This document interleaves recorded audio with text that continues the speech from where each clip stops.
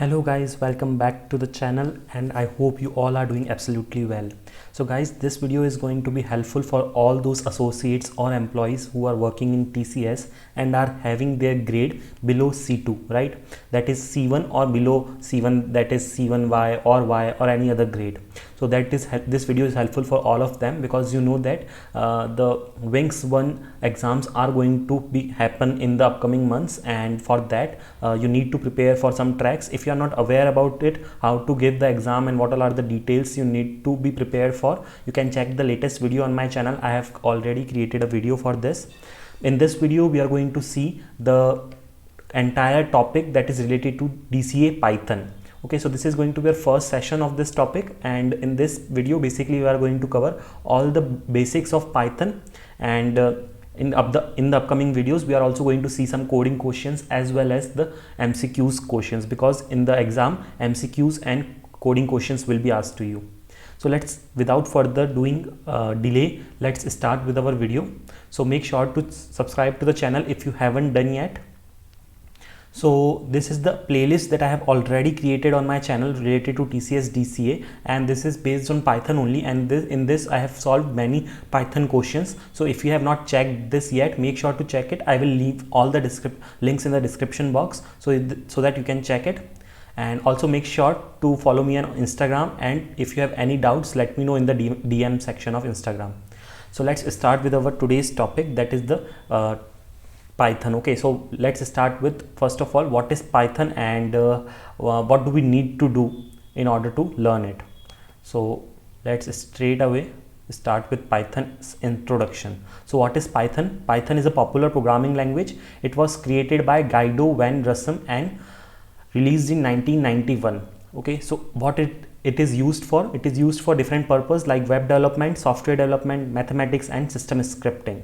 So these are all the advantages of Python. We just need to know these basics only for starting, and let's straight away get to our next point, which is our syntax of Python. Okay, so let's see what is the syntax of Python. So if you are already aware about the syntax of any other language like C, C++ or any other language, then you can easily understand it. So in Python, if you have to print a statement, what you need to do is you just need to write the print. Now print is a function, so you need to write this parenthesis, and in the inverted quotes you have to write hello world or your string that you need to print. So once you run this statement, you will get your output on the screen, that is hello world. So this is basically, it is mentioned that how you need to run your Python file. Now Python has an important concept of indentation in it. So whenever you are working with Python, you have to be very careful about the indentation. Now what is indentation? Indentation refers to the spaces at the beginning of a code line. So you can see that here in the given example, there are some spaces in at the front of print statement, right? So this is called as indentation. Now what is the use of indentation? Why do we put indentation in Python? So in other programming language, the indentation in code is for readability only, and the indentation in Python is very important because it is not only for readability but also it is to indicate the block of code, because in Python we do not use basically use curly braces and other braces to display the block, right? So indentation is the only thing which will make your code run in a perfect manner. If you have not put indentation, then you might get a wrong output or you might even get a syntax error. So you can see that it is mentioned over here that Python will give you an error if you skip the indentation. You can see here in the if condition, the Python is giving an error just because indentation was not mentioned. So now you must have understand the importance of indentation. So keep in mind, by working with Python you have to take care of indentation. Moving ahead to the next topic, which is comments in Python. Now whenever you are learning any programming language, comments are very important, because once you write a code, it is very important that you explain a bit about that code. And comment is what? Comment is basically a line in the code which will not be compiled or executed during the runtime. So comments can be used to explain Python code, and comments can be used to make the code more readable. Comments can be used to prevent execution when testing the code. Okay, so like how to write a comment in Python. Basically comments start with the hash sign, and Python will ignore the comment lines. Okay, ignore the comment lines means it will not take it into consideration while executing the code. So this is a comment. This is how you write a comment in Python. And one small trick to write a comment in any languages, you can write a statement of your choice and you can hit control and the slash key. So with that you can write the comment in your language. So comments can be placed at the end of the line, and Python will ignore the rest of the line. So suppose if this is your line, so this is your code, and after that if you have put the comment, your comment will be ignored by the compiler. A comment does not have to be the text that explains the code. It can also be used to prevent Python from executing the code. So suppose if you have 2 lines in your Python code, and if you do not want that the first line to be executed, then you can just simply put it inside a comment. Okay, so this is some important things about comment. And if you have to do multi-line comments, you can do it in this way, like you can put a hash sign in front of all the lines. And also there is an alternative way wherein you need to put this triple quotes before and end of your content, okay, that you need to be commented. So this was all about comments. Let's move straight away to the next topic, because we have a lot of topics to cover, and I know like who all are preparing for this are very busy, because you might have your own projects and all these things. So let's quickly move on to the next topic, which is our Python variables.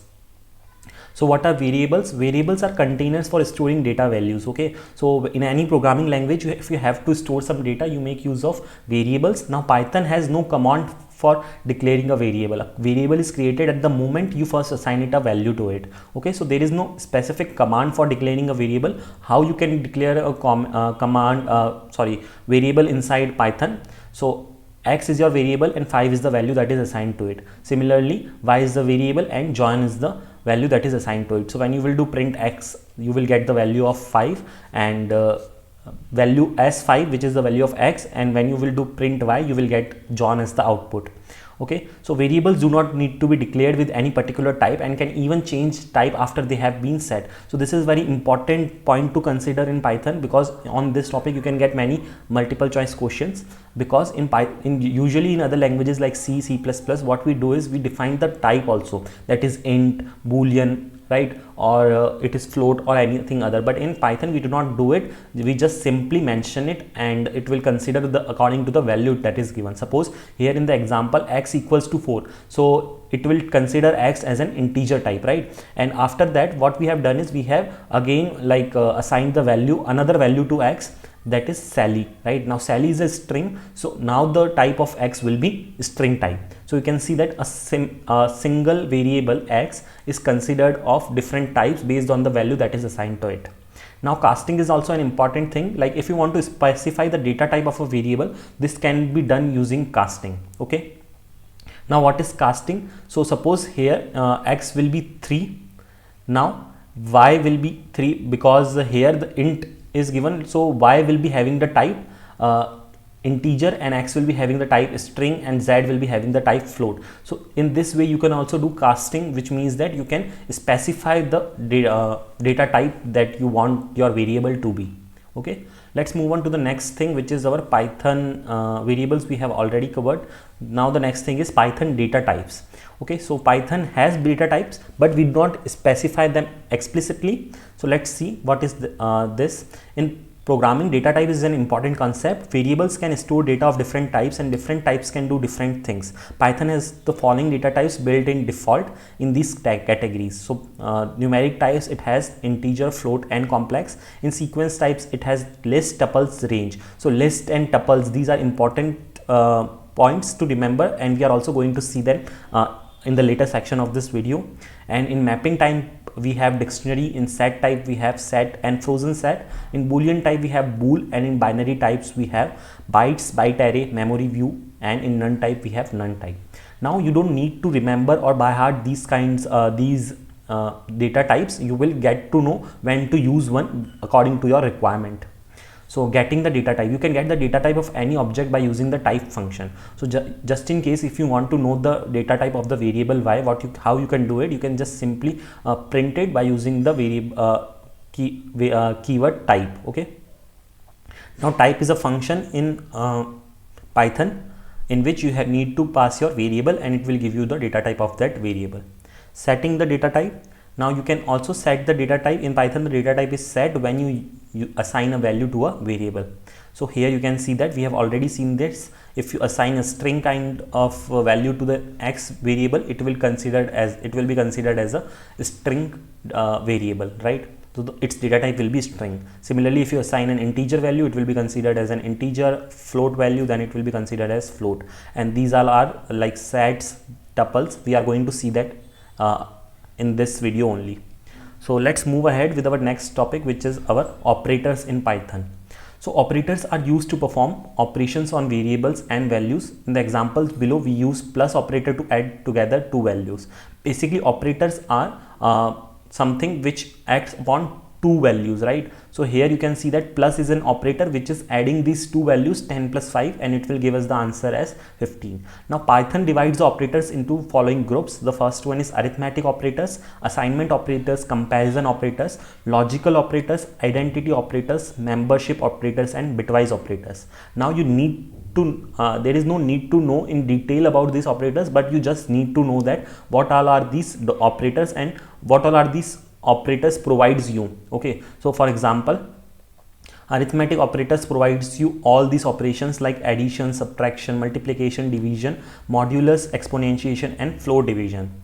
So in the similar way, assignment operator will provide you all these kinds of assignment things. Okay, next is your comparison operator. Comparison operator is these all operators like less than, equals to, not equals. So all these are your comparison operators. Now these are very intuitive. You do not have to buy out all these things. Now the logical operators, you can simply see and, or not are your logical operators.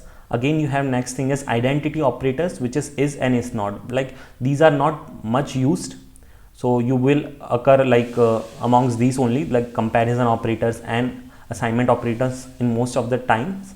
Now there is something called as operators precedence, but this is not very important at this point of time, so we are not covering it. But operators precedence is something wherein one operator will be given a higher precedence over the other. For example, in this example you can see parenthesis has highest precedence, meaning the expression inside the parenthesis must be evaluated first. So here we have an expression 6 plus 3 minus 6 plus 3. Okay, but 6 plus 3 is mentioned inside the parenthesis, and parenthesis has the highest precedence, so it will be calculated first and the rest things. Okay, so let's move ahead to our next topic, which is Python list. Now lists are very important from the perspective of Python, because and in your DCA also we have seen that previously also in the DCA many times questions based on lists, dictionaries, and tuples, all these are asked. So lists are used to store multiple items in a single variable. So it is kind of an array like we have seen in other languages. Lists are one of the 4 built-in data types in Python used to store collections of data. The other 3 are tuple, set, and dictionary. So you have to remember that list, tuple, set, and dictionary, these are the 4 important data types used in Python to store collections of data. Okay, lists are created using the square brackets. So how to create a list? You have to give like the variable name, and then you have to assign a list to it. So you can simply create it by using the square brackets and mentioning the values in it. Okay, and then once you print this, you will get the output of this list. Now list items are ordered. Now this is the most important line for list, because list items are ordered, changeable, and allow duplicate values, because there is a very little difference between list, tuple, and all these things. So you just have to note this difference only, that is what is the difference between list, tuple, and set. So the first important thing you need to know about list is they are not ordered, and they are changeable, and they allow duplicate values in itself. Suppose if you try to insert one more apple in the same list, you will have 2 values of apple. Okay, so list allows duplicate values in it. So list items are indexed. The first item has index 0, the second item has index 1, and so on. So just in case if you need to access this value, that is cherry, how you will access? You will just write this list, and in the square brackets you will mention 1 value, because indexing always starts from 0. So apple will be at 0 index, banana will be at 1, and cherry will be at 2. So if you want the value of cherry, you will mention 2 as your index value. So this is about list. Now moving ahead to our tuples. So you will basically define tuple something like this, like in the parenthesis. So tuples are used to store multiple items in a single variable. So again, tuple is also a part of the 4 built-in data types in Python, which are used which are used for storing the collections of data. A tuple is a collection which is ordered and unchangeable. So you might remember that in the list we have seen that a list is what? So here is our list. List is ordered, unchangeable, and allow duplicate values. But whereas it is a tuple is also ordered, but it is unchangeable. Okay. So it was changeable, list was changeable. You can change the content of the list at a later point of time, but once you have assigned the value to the tuple, you can never change it. Okay, so it is unchangeable. So tuples are written within the round brackets. Now tuple items are ordered, unchangeable, and allow duplicate values. We have seen already.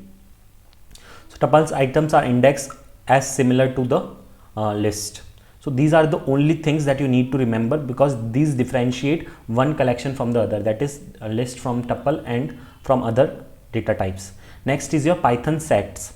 So set are used to store multiple items in a single variable. Now how to write set? You can see the example over here. Set is one of the 4 built-in data types. A set is a collection which is unordered, unchangeable, and unindexed. So most important thing, set is also again unchangeable, and as well as it is also unindexed. Okay, so set items are unchangeable, but you can remove items and add new items. Set items are unordered, unchangeable, and do not allow duplicate values. Okay, so set, in most of the cases, the main use case of set is whenever you don't want any duplicate values in your set, in your collection, you make use of set. Okay, so this is the most important use of set. So whenever you are asked that when do you use set in Python, you just have to always mention that when we do not want duplicate data in our collection. Moving on to the next one, which is our Python dictionaries. So this is the 4th one. We have already seen list, tuple, and the last one was set. This is now dictionaries. So how to write, how to create a dictionary? You can simply see that this is similar to the syntax of an object in JavaScript. So if you have already learned JavaScript, this is exactly similar to the object, like how we declare object in JavaScript. So dictionaries are used to store data values in key value pairs. Why key value? So this kind of data, like you can see here, brand is Ford. Now brand over here is called as key, whereas the Ford here is called as value. Okay, so dictionary is a collection which is ordered, changeable, and do not allow duplicates. Again, dictionary do not allow duplicates, but dictionary is ordered and changeable. So dictionaries are written with curly brackets and have key values. So dictionary has a total different use case. Whenever you have to like enter this kind of data wherein you need to have key value pairs, you make use of dictionaries. Okay, so dictionaries are not much confused with lists, tuples, and sets. So because it has its own use case. Moving ahead, so now let's cover some important topics like the loops and the conditional statements. Let's look at the first conditional statement, which is if else. So Python conditions and if statements. Python supports usual logical statement from mathematics like equals, not equals, less than or equal to, greater than and equal to. These conditions can be used in several ways. Most commonly is the if statements and loops. So an if statement is written by using the if keyword. Okay, so like here is the complete syntax which is given to you how to write a if statement. So you just don't need to put any kinds of brackets over here. You just need to mention like your variable that you need to compare, and like here in this case we are comparing B with A. So if B is greater than A, if this condition is true, then you have to print this statement. Again, make sure that you put the indentation in a proper manner, otherwise you will get your errors, syntax error. So in this example we have used two variables A and B, which are used as a part of if statement to test whether B is greater than A. As A is 33 and B is 200, then we know that 200 is greater than 33, and so we print this on the screen that B is greater than A. Basically this condition is true, that is why we are printing this statement.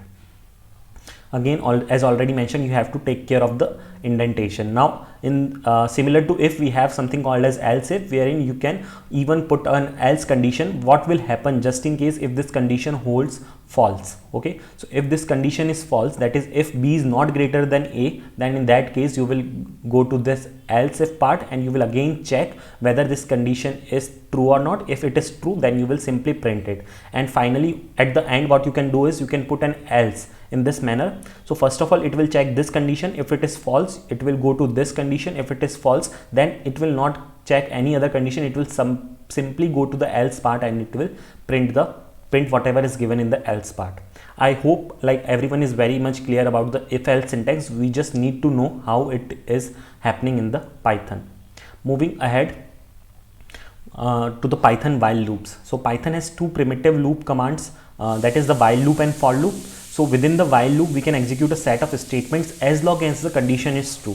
Now how to run a while loop in Python? Basically, you need to take a variable I equals to 1, and we are writing a condition, that is if while the I value is less than 6, we have to run this loop. Okay, now what is mentioned inside this loop is we will print the value of an I, and what we will do is we will increment the value of I in every loop iteration. So what this will do is it will simply print 1 first of all, then it will print 2, then it will print 3, and every time when it is printing, it will checking the condition, right? When the value of I is 3, it will check if whether it is less than 6 or not, and it will move forward, and it will, when it is 6, it will check while the I is 6, that is 6 is less than 6, then the condition is false in this case, so it will simply come out of the loop. Though again we have something called as break statement inside the while. So whenever we want that on getting a specific condition, we need to break out of the loop, then we will make use of this break keyword.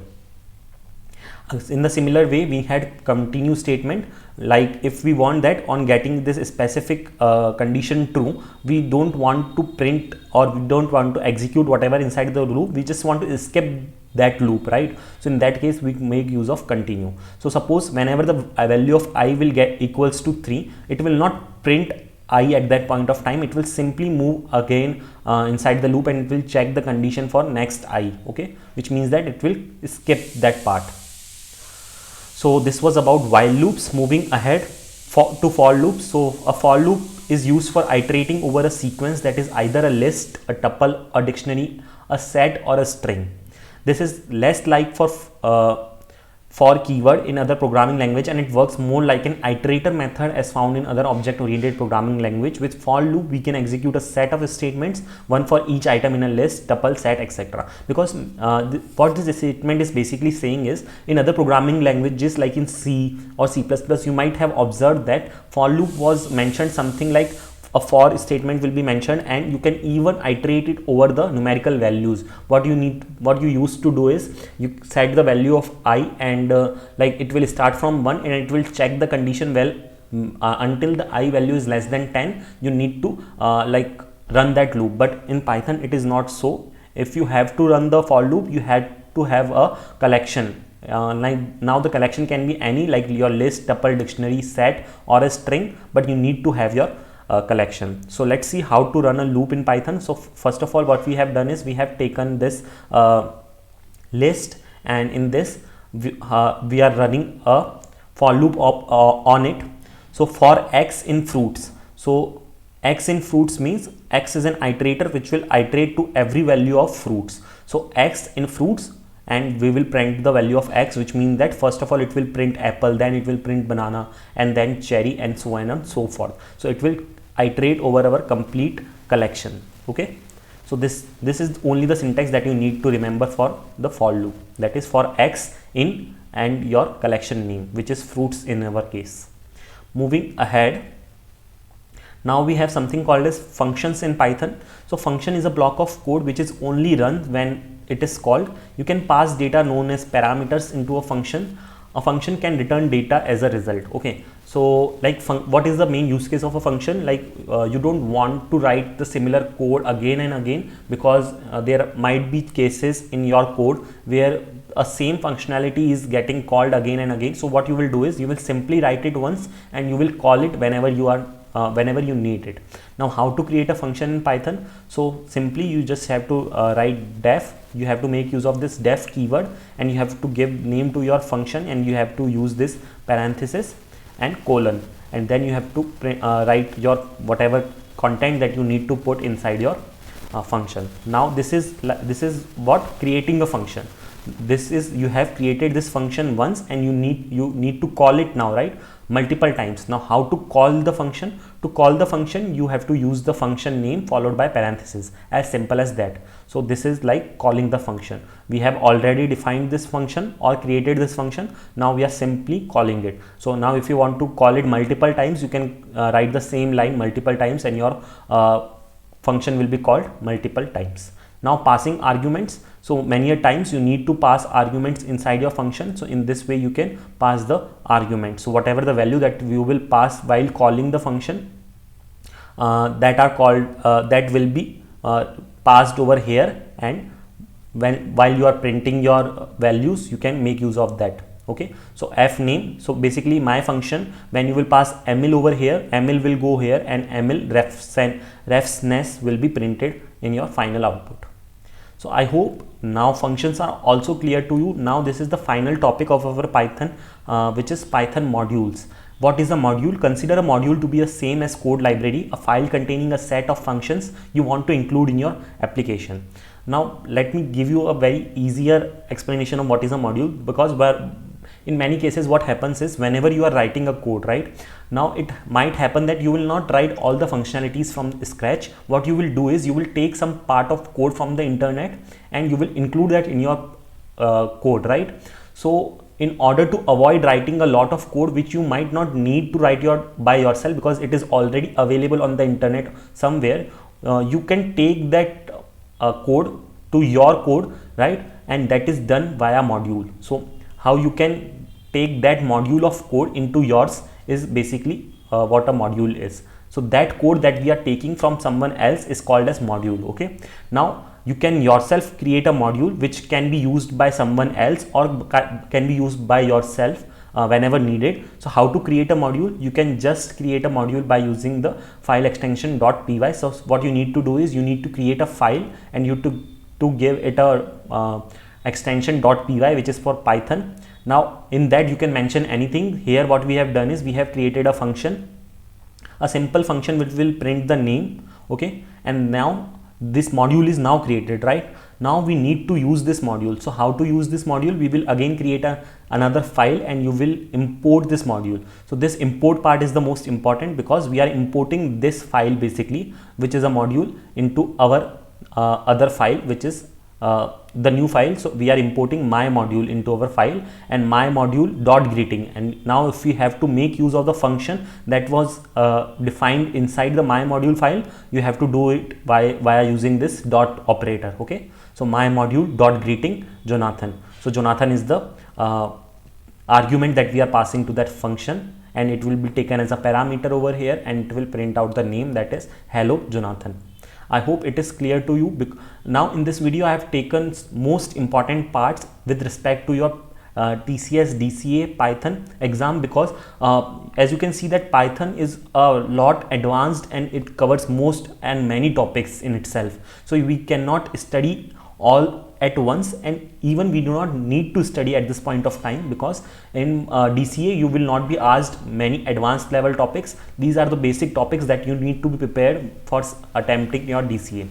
So with this we have come to an end of this video. Just in case if you got any doubt at any point of time, let me know in the comment section. You can even DM me on Instagram. I will answer all your queries, and the next session are going to come in a very short period of time. So make sure that you subscribe to the channel just in case you do not miss my channel. Thanks for watching the video, and all the best for your upcoming DCAs.